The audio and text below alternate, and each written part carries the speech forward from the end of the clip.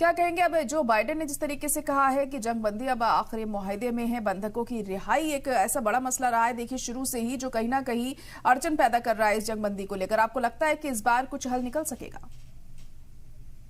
मेरे को लगता है कि इस बारी हल जरूर निकल सकेगा, क्योंकि उसकी दो तीन वजह हैं। सबसे पहले तो इजराइल के प्राइम मिनिस्टर नेतन्याहू के ऊपर बहुत बड़ा प्रेशर है, क्योंकि जो जाने वाले प्रेसिडेंट हैं जो बाइडेन, वो बड़ी कोशिश कर रहे हैं।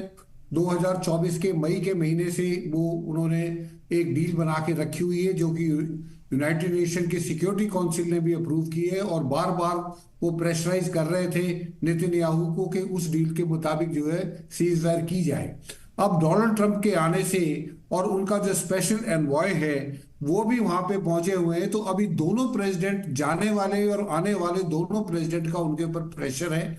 तो जिसकी वजह से ये उम्मीद की जा सकती है कि ये जो सीज फायर है ये होगी, लेकिन इसमें भी अभी कुछ अड़चने हैं। ऑल्दो अभी दोनों को, इजराइल को भी और हमास को, जो ड्राफ्ट सीज फायर का एग्रीमेंट है वो दे दिया गया है। उनको बता दिया गया कि आप इसको जल्दी इसके ऊपर फैसला कीजिए, ताकि जल्दी से जल्दी इसको जो है सीज फायर को लागू किया जाए।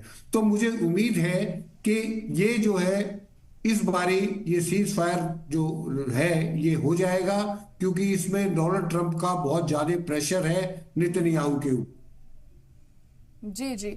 तो इस बार हो सकता है, उम्मीद की जा रही है कि इस बार ये जो फैसला है ये हो जाए। हालांकि इससे पहले भी सिरोही जी हम देख चुके हैं कि कई दफा एंड मोमेंट पर आते आते कहीं ना कहीं कुछ अड़चन सामने आ जाती है, लेकिन तमाम ऐसी चीजें हैं जिसे लेकर कोई बड़ा कदम उठाने की बहुत ज्यादा जरूरत है यहाँ पर। तो इस बार क्या अलग आप देख रहे हैं पहले डिस्कशंस के मुकाबले, कि इस बार क्यों लग रहा है आपको कि हो पाएगा?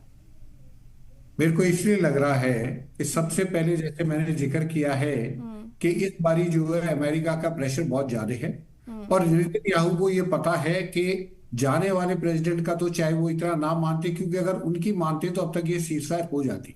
हम्म। लेकिन डोनाल्ड ट्रंप के आने से उनको ये है कि अगर डोनाल्ड ट्रंप की बात नहीं माने गई तो आगे चल के इसराइल को जो है इस चीज का नुकसान उठाना पड़ सकता हम्म। है। तो पहला तो कारण ये है डोनाल्ड ट्रंप का। हम्म। नंबर दूसरा ये है कि जो उनकी अपनी इंटरनल पॉलिटिक्स है, उसमें भी उनके ऊपर जो हॉस्टेजेस हैं, जो पकड़े गए हैं, उनके जो घर वाले हैं, उनके जो रिश्तेदार हैं, उनका बहुत ज्यादा स्ट्रॉन्ग सेंटिमेंट है, और जगह जगह प्रोटेस्ट हो रहे हैं कि उनको हॉस्टेजेस को जल्दी लेके आओ।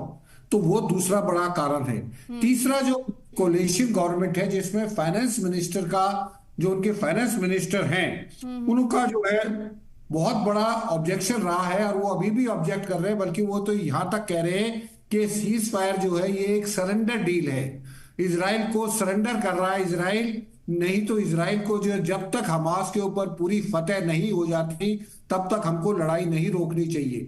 तो ये एक प्रेशर जरूर है उनके ऊपर, लेकिन उस प्रेशर को भी वो न्यूट्रलाइज कर रहे हैं।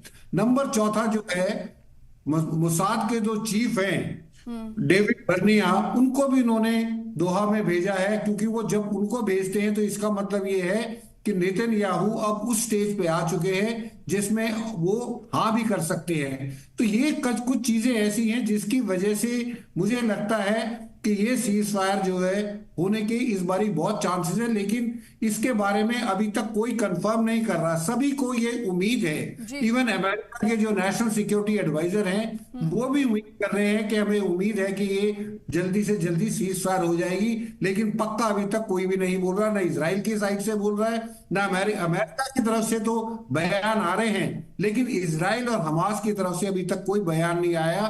तो इसमें क्वेश्चन मार्क है। अब देखते हैं कि आगे, क्योंकि इसमें कई एक पॉइंट है जिनके ऊपर हो सकता है उनका मतभेद हो इसराइल का और हम।